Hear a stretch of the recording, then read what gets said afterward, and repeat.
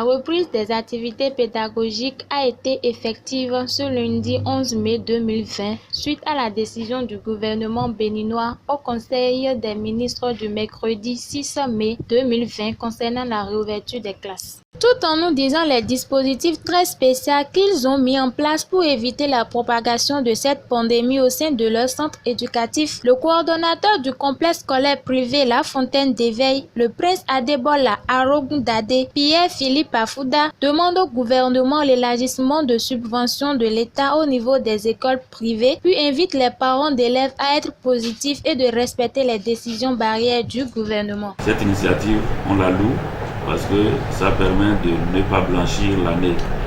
Et c'est au grand bonheur des parents parce que demander aux parents de reprendre les frais de scolarité pour la même année pour les mêmes enfants, ce n'est pas toujours gai. Et comme le gouvernement a pris cette mesure, je crois que c'est salutaire. Même avant que le gouvernement n'instaure le système de lavage des mains, nous, à notre niveau ici, même au niveau des maternelles et des primaires, nous avons déjà institué le système de lavage de mains. Vous verrez qu'au niveau de chaque étage, on a déjà prévu ce système de lavage des mains systématique pour les enfants.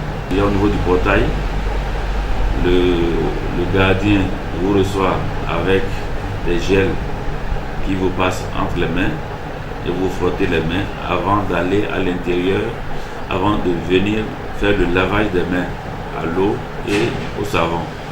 C'est en cela que nous avons mis en place 2 éviers bien propres, bien soignés, qui accueillent les enfants et au moment de laver les mains, un agent de sécurité est là pour servir le savon et ouvrir le robinet aux enfants. Très tôt, nous avons acheté ce matériel, ce thermomètre automatique qui permet de contrôler la température de chaque parent. Nous en avons acheté 5 et il y a les tatas qui sont à la porte. Nous-mêmes, nous restons à la porte pour contrôler la température des parents et des élèves. Si on constate qu'un parent a plus de 37,5, on lui dit vraiment tu ne peux pas rentrer, il faut aller te faire contrôler. Ça c'est au tout début, avant que même le gouvernement ne prenne cette disposition. Ça a été apprécié de beaucoup de parents. S'il devait y avoir certains parents parmi nos parents d'élèves ici qui seraient encore réticents, je leur dis de ne pas s'en faire. À Fontaine d'Éveil, toutes les dispositions sont prises pour que la sécurité sanitaire des enfants soit assurée. Je voudrais souhaiter que le gouvernement ait une oreille, une écoute particulière pour les écoles privées qui se saignent pour donner des conditions agréables d'études et de formation à nos enfants. Donc que le gouvernement les accompagne, ce serait vraiment une bonne chose et on souhaite que nos autorités au plus haut niveau pensent à cela pour que nous ayons un coup de pouce pour pouvoir aller plus loin. Je voudrais aussi remercier les parents qui continuent à nous faire confiance et dire que l'éducation, la qualité de l'éducation sera toujours au rendez-vous. L'hygiène, la sécurité sanitaire et alimentaire seront toujours au rendez-vous. Donc il faut toujours continuer de nous faire confiance et d'envoyer les enfants à Fontaine d'Éveil. Le fondateur du complexe scolaire d'Anna Les Princes, M. Jacques Edjo-Quintor, déplore la non-distribution gratuite des masques par le gouvernement aux écoles privées. Il nous dit ici les mesures qu'ils ont prises pour éviter cette pandémie dans leur centre, puis invite les parents d'élèves à envoyer leurs enfants à l'école car toutes les mesures sont déjà prises pour éviter la propagation de la pandémie à Dana Les Princes. Je déplore que, étant du secteur privé, je dois avouer ma grande surprise que l'État n'ait pas pensé distribuer les masques dans les établissements privés d'enseignement secondaire, primaire et supérieur. Peut-être que c'est une mesure qui va venir pour corriger cette insuffisance au niveau de l'État. Sinon, pour le moment, je peux dire que c'est un bon satisfait. Nous avons mis en place le dispositif de lavage des mains dès les premiers jours Bon, il faut aussi dire qu'ayant une maternelle, le dispositif de lavage des mains existait déjà. Ça fait que nous n'avons fait que renforcer ce dispositif de lavage des mains et l'étendre à tout le primaire et tout le collège. Nous avons, à une semaine de la rentrée, envoyé un message qui fixe les 7 points importants que les parents doivent respecter à la rentrée. Rappeler le lavage des mains, rappeler le port du masque. Nous avons dit aux parents qu'aucun élève ne sera accepté dans l'établissement s'il n'est pas muni de son masque. Et aucun parent ne peut venir chercher son enfant dans l'établissement s'il ne porte pas son masque. Et tous les enseignants sont instruits dans ce sens. La troisième mesure, c'est de dire comment la récréation sera gérée. Nous avons demandé dans un message aux parents de prévoir des gobelets, des fourchettes et plats pour les enfants qui ne sont pas âgés. Et nous avons demandé aux autres de prendre leurs dispositions pour ne pas aller s'agglutiner et acheter devant les vendeuses de l'établissement. Aujourd'hui, vous avez constaté que dans les classes, les dispositions sont prises pour la distanciation. C'est-à-dire, à chaque table, il y a au moins 1 mètre, 1,25 mètre de séparation et les élèves sont bien écartés. Toutes ces mesures ont permis de mettre le maximum de sécurité et d'hygiène dans la gestion de notre établissement, le complexe scolaire bilingue d'Anna-les-Princes.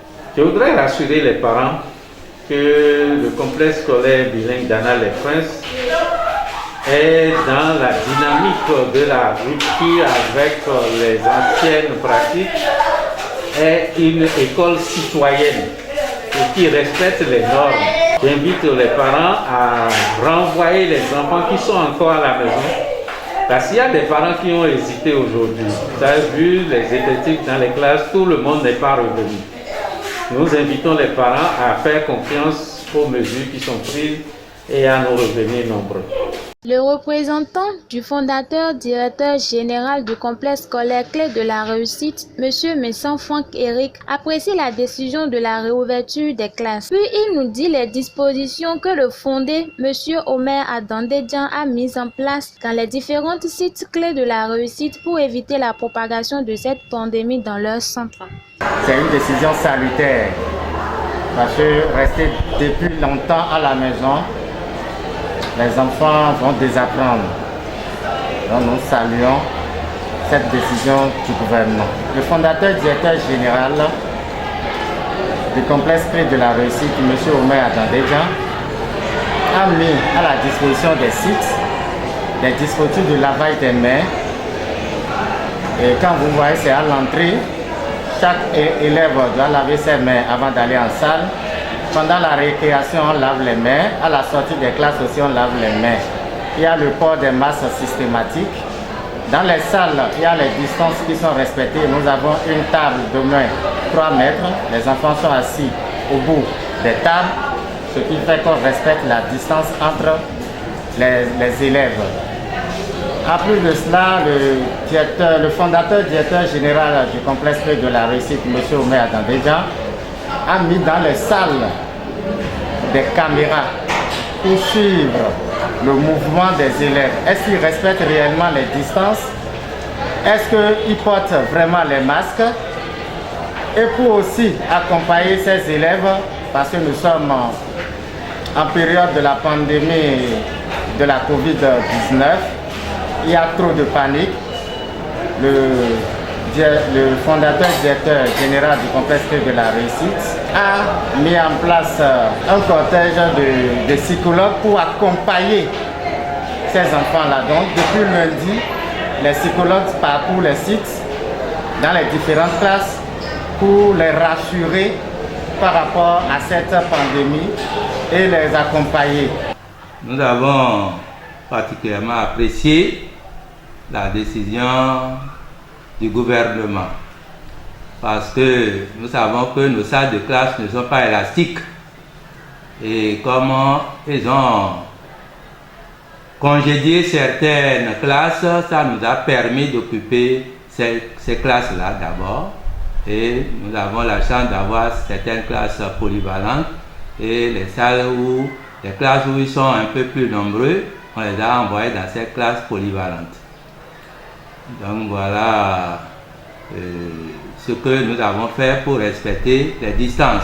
Le comptable du complexe scolaire Camara Lai, M. Saint-Jo Espédi, se confie à nous par rapport à la reprise des classes face à la pandémie coronavirus. En ce qui concerne la récréation, on a dû réaménager un peu. Et comme c'est la classe de CM2 fait cours 6e jusqu'en 3e fait cours second jusqu'en terminale fait, on a divisé ça en 3 groupes pour la récréation. Le premier groupe est composé de la classe de CM2, 6e, 5e, 4e. Ceux-là font la récréation d'abord pour rendre la cour fluide. Après cela, après que le responsable chargé de la surveillance constate que le délai retenu pour cette première tranche est venu à son terme, il appuie sur la sirène, les enfants rentrent et la deuxième équipe sort. Dans la deuxième équipe, chez nous est composée de la classe de 3e, seconde et les premières. Après cela, les classes de terminale sortent maintenant de telle enseigne qu'il y a une fluidité au niveau de la cour et au niveau de la récréation, toujours pour assurer les parents que Camara Lai ne sera pas un vecteur par lequel le coronavirus doit passer.